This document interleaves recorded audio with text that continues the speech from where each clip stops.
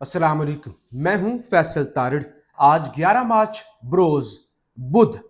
आज 21वां रोज़ा क्योंकि गुजर रहा है तो अब ईद में कम दिन बाकी रह गए हैं।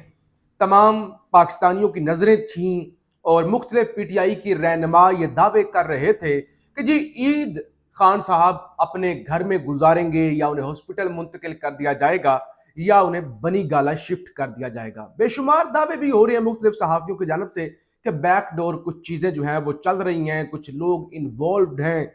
कुछ लोगों ने तो यहाँ तक दावे कर दिए कि नहीं जी फील्ड मार्शल और खान साहब की मुलाकात भी हो चुकी है, और कई लोगों ने कहा कि नहीं जी बुशरा बीबी के जरिए कुछ चीज़ें चल रही हैं। अगरचे अगरचे खान साहब को हर वक्त ही इंगेज किया जाता है, हर वक्त ही डील की कोशिशें होती हैं और ये हुकूमत भी एक्सेप्ट कर चुकी है।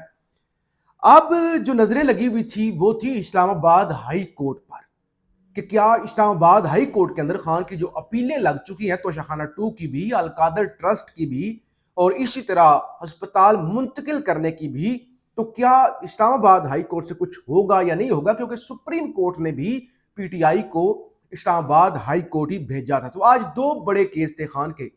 एक अलकादर ट्रस्ट वाला केस यानी सजा मुअत्तली वाला, दूसरे नंबर पे जो था वो इमरान खान की बहन डॉक्टर उज़मा खान की दरखास्त थी खान को अस्पताल मुंतकिल किया जाए, बल्कि अस्पताल भी अल शफा इंटरनेशनल, और फैमिली को और उनके अपने जो जाती डॉक्टर्स हैं उनको मिलने की इजाज़त दी जाए।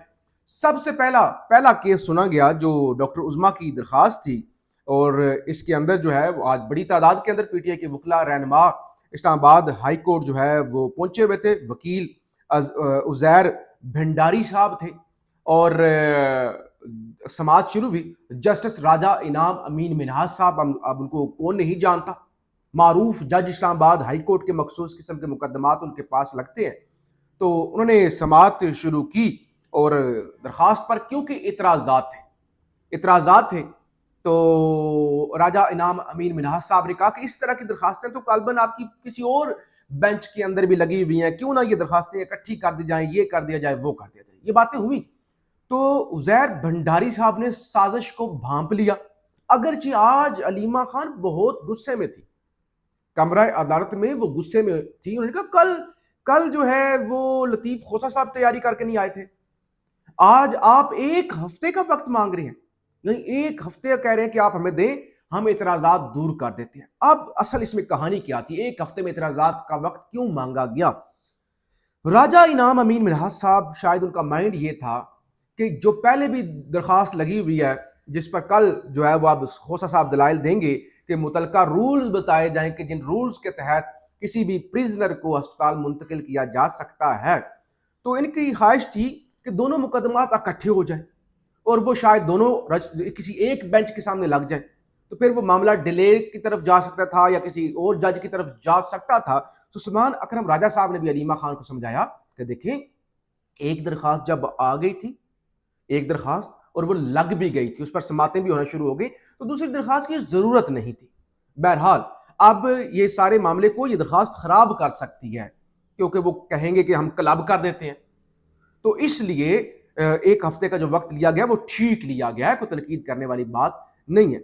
अच्छा, उसके बाद अलकादर वाला जो है वो केस शुरू हुआ और उसके अंदर सलमान सफदर साहब ने दलाइल दी। उन्होंने कहा एक अगरचे मेरे क्लाइंट की आंख जो है वो ज़ाया हो रही है, लेकिन उन्होंने मुझे इस तरह की हदायत नहीं की कि आप हेल्थ ग्राउंड पर कोई रिलीफ मांगे। बहरहाल अब अभी इस पे दलाइल होते दरखास्त पर, अलकादर वाली सजा मुअत्तल होती ना होती, क्या मामला बनता, अचानक से नैब खड़ी हो गई।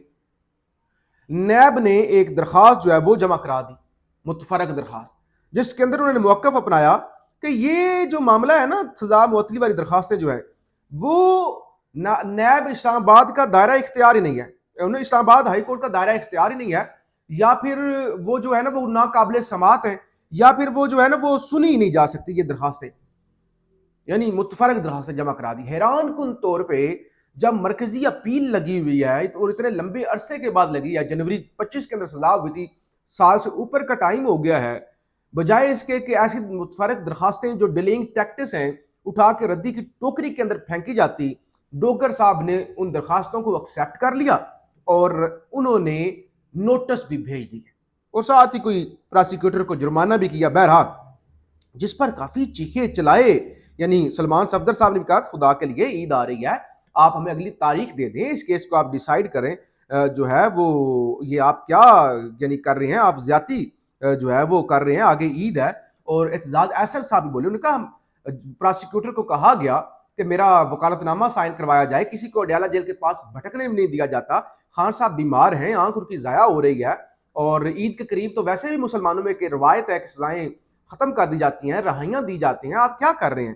تو انہوں نے کہا یہ تو انہوں نے درندگی کی ہے. بیرسٹر اعتزاز احسن نے کہا یہ تو انہوں نے درندگی کی ہے، ایک بندے کی ایک آنکھ چلی جائے تو کیا رہ جاتا ہے؟ ہم چاہتے ہیں جلدی فیصلہ کریں، ایک دن بھی اس میں التوا نہیں ہونا چاہیے. انہوں نے اتنی بےہودگی کی ہے کہ وکالت نامہ دستخط نہیں کروانے دے رہے. عید سے پہلے تو اسلامی طریقہ کار ہے کہ قیدیوں کو رہائی ملتی ہے. بہرحال کہتے رہے کہ ڈیٹ دے دیں، بتا دیں ڈوگر صاحب اب آپ نے کرنا کیا ہے، اگلی سماعت کب ہوگی، آپ نے ان کو نوٹس تو جاری کر دیا، ہمیں بھی تو کچھ بتائیں. ڈوگر صاحب کسی کی نہیں انہوں نے سنی. اعتزاز احسن صاحب بزرگ وکیل ہیں، سینئر ترین وکیل ہیں، ان کی بھی نہیں سنی، اور ڈوگر صاحب جناب وہاں سے اٹھ کر چلے گئے. بہرحال اور بہت ساری باریکیاں، بہت ساری چیزیں ہوئی عدالت کے اندر، کتنے لوگ تھے، کون کون تھا، کون غصے میں تھا، کون نہیں تھا، کون آیا، کس نے کیا بات کی، یہ سائیڈ والی چیزیں ہیں، ان کو ڈسکس کریں یا نہ ڈسکس کریں. مین چیز یہ ہے کہ اسلام آباد ہائی کورٹ کا آج کا کنڈکٹ دیکھیں تو نہیں لگتا کہ خان کی کوئی رہائی ہو رہی ہے. اگر کوئی کہہ رہا ہے تو وہ ظاہر ہے کہانی ہے. ہاں اگر اس ملک کے اندر ہونے پہ آئے تو پھر ایئرپورٹوں پر بھی عدالتیں لگ جاتی ہیں، پھر اچانک سب کچھ سسٹم جو ہے وہ ٹھیک ہو جاتا ہے، اور سزائیں ہونے پہ آئیں تو 3 دن میں 3 سزائیں الیکشن سے پہلے جو ہے وہ ہو جاتی ہیں. اب کل ہسپتال منتقلی کرنے والا کیس ہے، منتقل کرنے والا، اس کے اندر کیا ہوتا ہے وہ ایک الگ ڈیبیٹ ہے، لیکن آج یہ واضح ہو گیا ہے کہ ابھی خان کو رہا کرنے کا کسی کا کوئی ارادہ نہیں ہے. بہرحال سہیل افریدی کو آج جناب 9 مئی کا جو کیس ہے نا، جو پہلے سے وہ چلان بنائے جا رہے تھے 9 مئی کے، سہیل افریدی کی تصویریں اٹھا کے کہا گیا فرانزک کیا گیا، یہ ہوا ہے وہ ہوا ہے.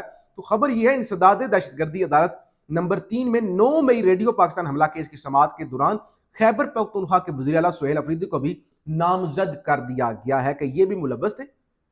تفتیشی نے آج، اور جو الیکشن کمیشن کے شبیر حسین وکیل ہیں، انہوں نے باقاعدہ کہہ دیا ہے کہ سہیل افریدی بھی 9 مئی کے ملزم ہیں، ان کو بھی نامزد کر دیا گیا. کیونکہ آپ دیکھ رہے رمضان گزر رہا ہے، اب وہ رہائی فورس جو بنی تھی وہ تو پتہ نہیں کدھر گئی، رہائی فورس بنی نہیں بنی کدھر گئی، لیکن اب سہیل افریدی کہیں پھر سر نہ اٹھائیں، تو اس لیے پہلے ہی 9 مئی کے اندر انہیں فکس کرنے کا پلان بنا لیا گیا ہے. مختصر ذرا میں آپ کے سامنے رکھ دوں ایران والی کیا صورتحال ہے، پھر اگلے ویلوگ میں ڈیٹیل سے ذرا ایران کو ڈسکس کر لیں گے. ایک تو رات کو خبر آ گئی تھی کہ ایران کا بڑا اقدام دنیا کے اہم ترین تیل کی گزرگاہ وادی موت کے اندر تبدیل کر دی گئی. ایران نے ابنائے ہرمز میں بارودی سرنگیں بچھانا شروع کر دیں.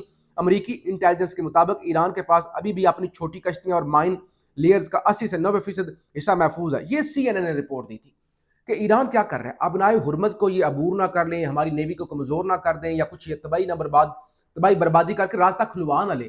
تو ایران وہ جو ابنائے ہرمز کا پیچ ہے نا، اس میں سرنگیں، بارودی سرنگیں بچھا رہا ہے، ریموٹ کنٹرول، کہ وہاں سے کوئی گزرے آٹومیٹک تباہ ہو جائے یا ریموٹ کے ذریعے تباہ کر دی جائیں، یعنی پیچھے بیٹھ کے بھی اس کو گارڈ کیا جا سکے، نگرانی کی جا سکے، اور کسی کا بھی تیل نہ گزرنے دیا جائے. رات کو ڈونلڈ ٹرمپ کا بھی اس پہ بیان آ گیا تھا کہ اگر تو ایران خود ہی جو اس نے بارودی سرنگیں بچھائی ہیں وہ اٹھا لیتا ہے تو اس کو ہم ایک گریٹ سٹیپ سمجھیں گے، اور پھر ہم ایران کی طرف، جنگ بندی کی طرف جا سکتے ہیں. ادروائز ایران کے لیے بڑے خطرناک نتائج ہوں گے، ہم چھوڑیں گے نہیں ہم. بہرحال ایران نے ایک ماسٹر سٹروک کہ انہوں نے ابنائے ہرمز کے اندر بارودی سرنگیں بچھا کے وہ جو گزرنے کا راستہ تھا اس کو بند کر دے، اور ظاہر ہے اب پریشر مزید بڑھے گا، پیٹرولیم مصنوعات اوپر جائیں گی.